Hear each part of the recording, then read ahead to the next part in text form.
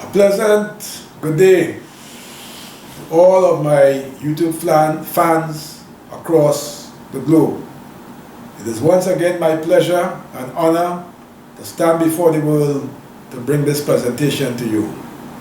And though things may not be ideal in your lives, through this channel we tend to bring education, we tend to bring energy, we tend to bring perspective and analysis to a lot of the situations affecting citizens in the world.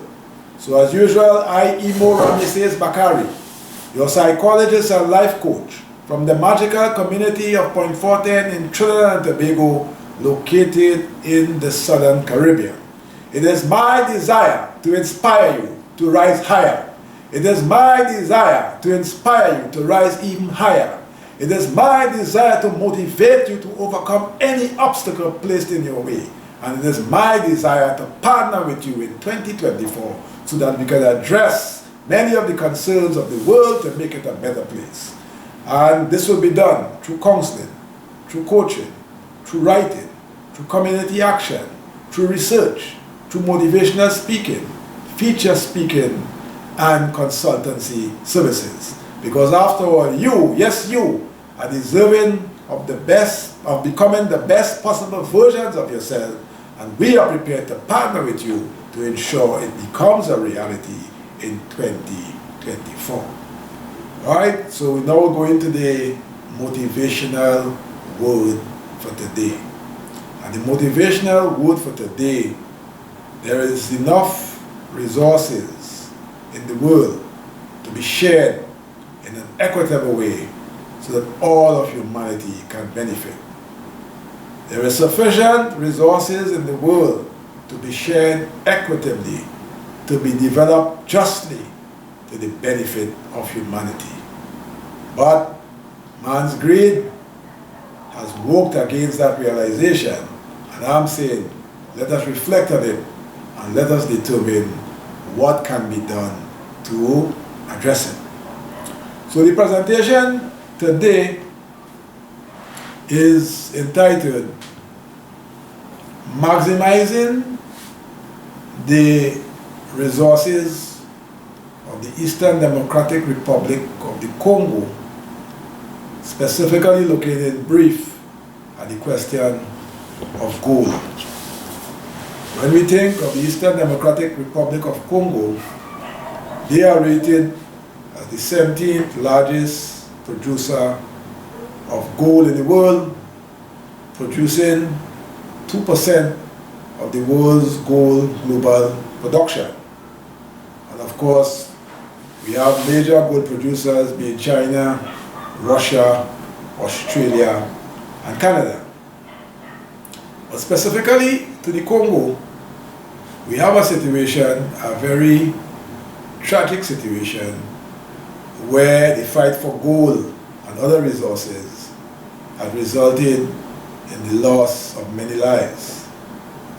Between 1996 and now, as many as 6 million citizens of the Democratic Republic of the Congo have been killed through various forms of conflict, resource, ethnic, and otherwise.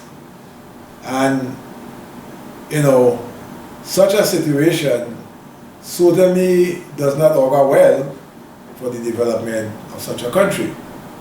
And given its huge resources, as I said, we specifically located at the question of gold, and given the brief statistics I mentioned, and also mentioning now that up to 2022, in terms of their proven reserves, it was estimated to be 43 million kilograms.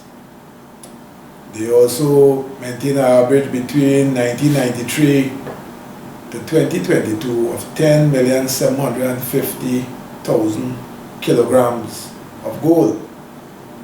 And in 2019, they attained a high production of 45 million kilograms of gold.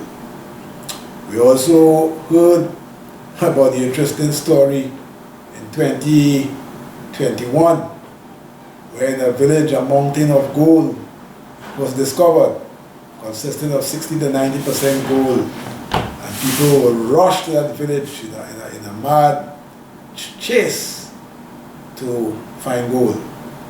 Now, one of the big problems with maximizing and leveraging the gold in that country is that it is artisanally mined, meaning on a small scale and with weak technology. And given the many uses of gold,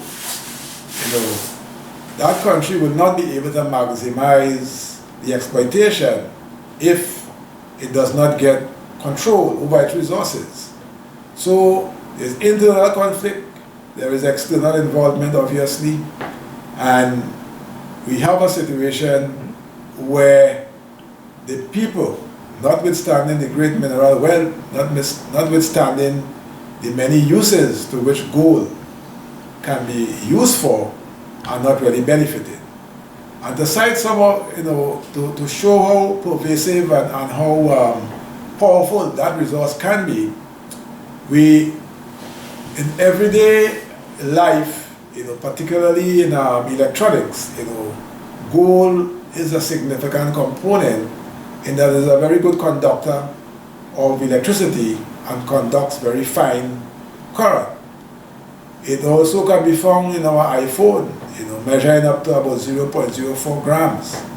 It can also be found in our laptops, our desktops, and of course 80% of the mined gold is used in jewelry.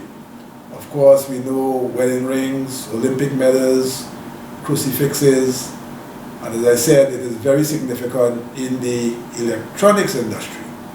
It is also of great significance in terms of the aerospace industry, where equipment built of gold has a very low maintenance cost, and that is of significant value given the rigors of that industry.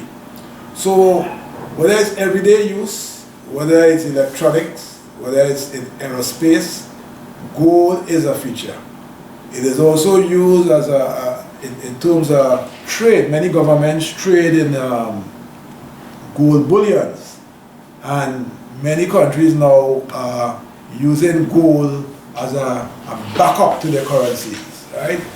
And given the pervasive use, given the many ways that it affects our lives and it can be used, the Eastern Democratic Republic of Congo certainly needs to incorporate cutting-edge technology. The industry there need to be regulated. The constant strife in terms of external interference, in terms of the internal conflict that has been going on for so long, and the many loss of lives, that certainly cannot continue. For 2020-24 alone, over 734,000 persons have been displaced, and the mad scramble for gold continues. There was an interesting development not too long ago where we saw via the internet, it was alleged, so to speak, of UN peacekeepers moving away bags of gold from the Democratic Republic of Congo. So there is much value to any nation that has such significant reserves. Actually, the value of the gold in the Democratic Republic below the soil is estimated to be $28 billion. So the information cited is from two sources, the US Geological Survey and also from the conseilmusa.org website. So that country potentially can be a very powerful country, but where there is ethnic strife, where there is external interference, where there is unregulated industry, where there is a lack of cutting-edge technology to mine, to process, and to add value to the chain in terms of the many products that can be produced, their problems certainly will continue. It actually has been reported in some sources that that war is one of the deadliest, if not the deadliest, currently. But it is very interesting. We hear about other wars, but you hear very little reports extensively about the devastation in terms of the loss of human lives in the Eastern Democratic Republic of the Congo. So I think this message is very clear. You know, they can strike gold, but a lot has to be done. A lot is left to be desired in terms of really, you know, bringing value to the citizens. The citizens continue to suffer, the citizens continue to lose their lives, and the country's development has been compromised and it continues to stutter. But I presented enough information for you to see what the possibilities can be. It is left to be seen if the desired change will come. It is my wish that it comes. It will not be easy because economic dominance is something that would not just, you know, fly away. You know, there are people who are already powerful, and any opportunity that they get to exploit the resources of another nation, they will do it. And you can cite the example, the recent example where, you know, the actions in Burkina Faso, where, and in Niger, where the nation of France were virtually getting uranium for nothing, you know, and thankfully they have been able to, you know, change around those arrangements that can work in the interest of their country. So the Democratic Republic of Congo and other African countries certainly have to make arrangements, certainly have to have stable governments working in the interest of the people that can come up with these kinds of arrangements and to put the infrastructure in place, the technology, the type of economy, the political system, etc., to ensure that citizens really benefit. So I thank you for listening and thank you for viewing.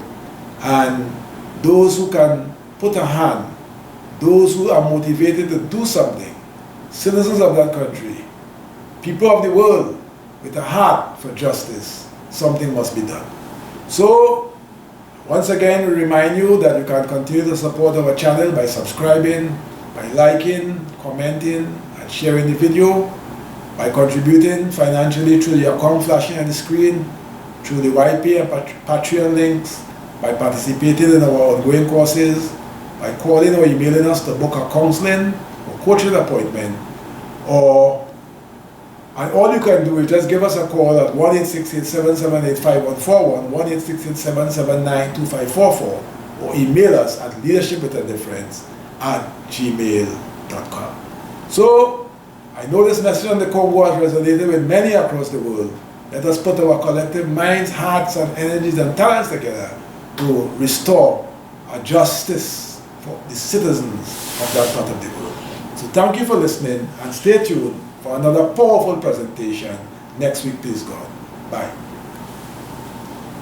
Yeah, that is it.